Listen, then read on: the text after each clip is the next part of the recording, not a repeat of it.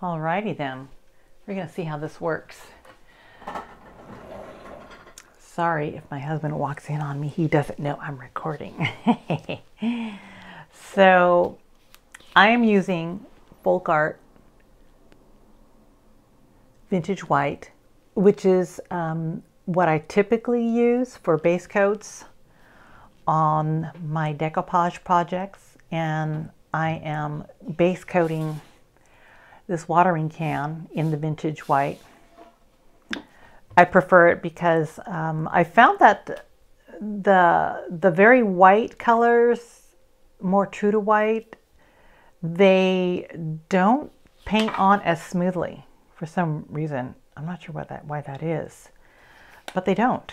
They dry extremely fast, and then when you try painting and smoothing out, you get all these lumps and these lines from the brush. And I've tried doing different things with it, maybe adding a little water or wetting down my brush first, and it just doesn't work. It's crazy. I'm not sure why it does that. So I have found, though, I like the vintage white because it goes really well with most all the decoupage that I use and do, the rice papers and the napkins.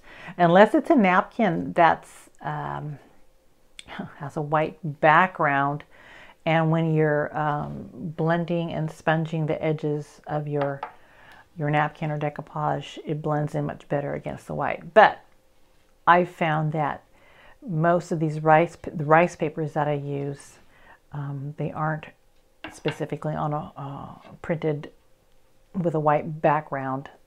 It's usually kind of a beigey or a very muted white. So a lot of it is a vintage white or an off-white. So this is actually the third coat of the base coat that I'm using, because when you're working off of metal like this, it takes several coats to block out most of that metal. You can see it poking through like that. So you have to do 2 to 3 coats. 1 coat will not suffice because it's going to show through underneath or near your decoupage when you do your rice papers or napkins, and it doesn't look very good. And you know, whatever you're putting out there, either if it's for yourself personally or especially if like you're selling it, you really want to have as best quality as you can get out there, and which is what I'm doing. I'm selling these on my Etsy account at Two Dragonflies Studios. So I want the best quality I can possibly get on my decoupage cans.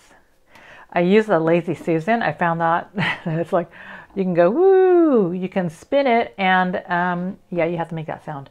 You can spin it and get a pretty smooth coverage like that when you're brushing for your base coat. It's faster.